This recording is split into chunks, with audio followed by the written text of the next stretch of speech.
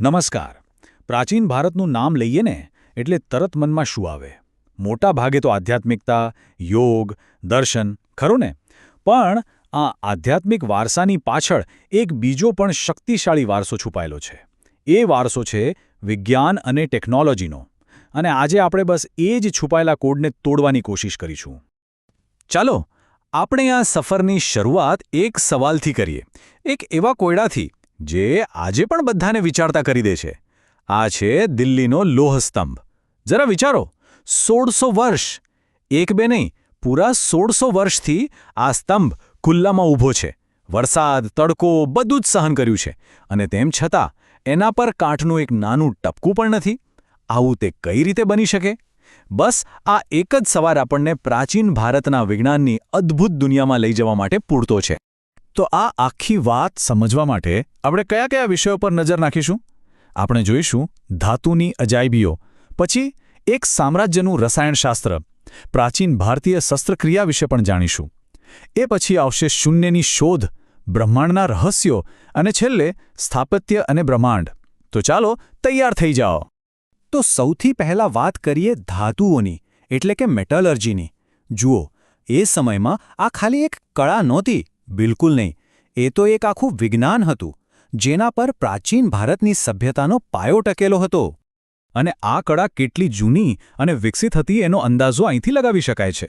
સિંધુ ખીણમાંથી મળેલી પેલી ડાન્સિંગ ગર્લની મૂર્તિ એ લોસ્ટ વેક્સ જેવી અઘરી ટેકનિકથી બનેલી છે. અને ત્યાંથી લઈને આપણે સીધા ચોલકાળના નટરાજના શિલ્પો પર આવીએ, જેનું બેલેન્સ અને એમાં દેખાતી ગતિ, અરે આજના એન્જિનિયરો પણ જોઈને દંગ રહી જાય છે. એટલે જ તો આ ખાલી કલા નહીં હોતી, એની પાછળ શુદ્ધ વિજ્ઞાન હતું. ધાતુઓ પછી આવે છે રસાયણો, એટલે કે કેમિસ્ટ્રી. હવે એ જમાનામાં કોઈ જાદુટોણા કે કિમિયાગરી નથી. ના, એ તો એકદમ પ્રેક્ટિકલ સાયન્સ હતું, જેણે દવાઓ બનાવવાથી લઈને અલગ અલગ વસ્તુઓ બનાવવા સુધી લગભગ દરેક ક્ષેત્રમાં મોટી ક્રાંતિ કરી હતી. અને આ ક્ષેત્રમાં જેનું સૌથી મોટું નામ હતું એ હતા નાલંદા યુનિવર્સિટીના આચાર્ય નાગાર્જુન. એમણે રસરત્નાકર અને આરોગ્ય મંજરી જેવા ગ્રંથો લખ્યા. એમણે તો પારાની ભસ્મનો દવા તરીકે ઉપયોગ કરવાની વાત કરી, જે એ સમયે એકદમ ક્રાંતિકારી વિચાર હતો. એમનું માનવું હતું કે જો સાચી પ્રક્રિયા કરવામાં આવે ને તો ઝેરને પણ અમૃતમાં બદલી શકાય છે. કેવી અદ્ભુત વાત છે! અને બસ આ જ જ્ઞાન, આ જ રાસાયણિક સમજ જે નાગાર્જુન જેવા વિદ્વાનો પાસે હતી, એ જ આપણને પાછા પેલી શરૂઆતની વાત પર લઈ આવે છે. દિલ્હીનો લોહ સ્તંભ. આ સ્તંભ બીજું કંઈ નહીં, પણ પ્રાચીન ભારતના ધાતુશાસ્ત્રીઓ પાસે કેટલું ગજબનું જ્ઞાન હતું એનો જીવતો જાગતો પુરાવો છે. ઓકે, હવે ધાતુ અને રસાયણોથી આગળ વધીને આપણે એક એવા ક્ષેત્રમાં જઈએ જે ખરેખર મંત્રમુગ્ધ કરી દે તેવું છે. વાત કરીએ છીએ મેડિકલ સાયન્સની, જ્યાં જે પ્રગતિ થઈ હતી એના સમય કરતાં ઘણી આગળ હતી. અહીં બે મહાનુભાવોને યાદ કરવા જ પડે. એક મહર્ષિ ચરક, જેમને ફાધર ઓફ ઇન્ડિયન મેડિસિન કહી શકાય, અને બીજા મહર્ષિ સુશ્રુત, ફાધર ઓફ સર્જરી. સુશ્રુતે પોતાના ગ્રંથ સુશ્રુત સંહિતામાં જે સર્જિકલ સાધનોનું વર્ણન કર્યું છે ને, એ એટલા ધારદાર હતા કે એનાથી વાળને પણ ઊભું ચીરી શકાય.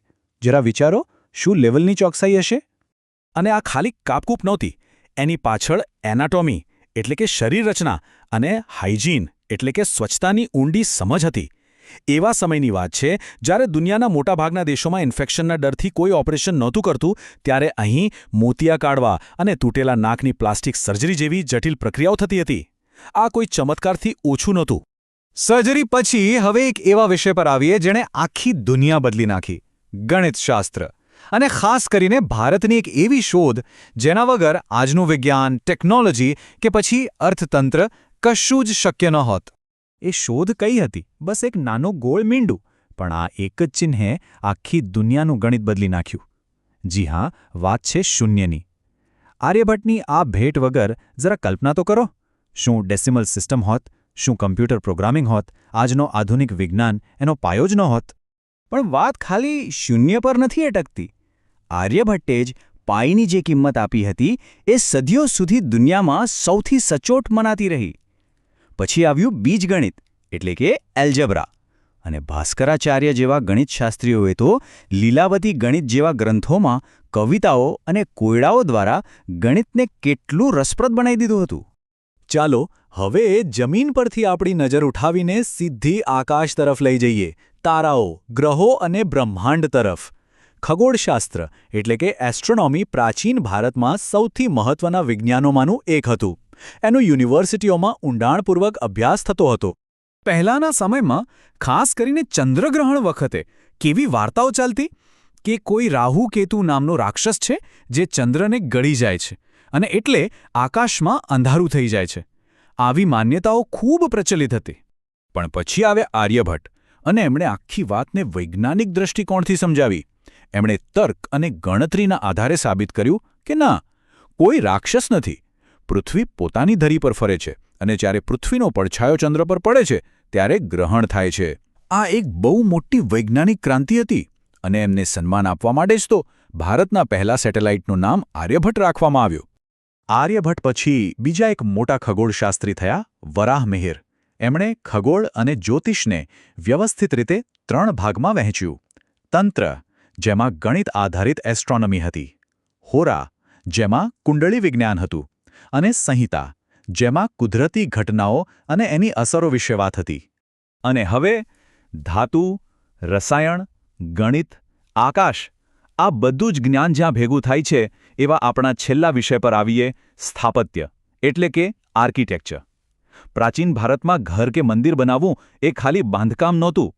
એ તો બ્રહ્માંડ સાથે તાલમેલ બેસાડવાની એક કળા હતી. તો આ વાસ્તુશાસ્ત્ર છે શું?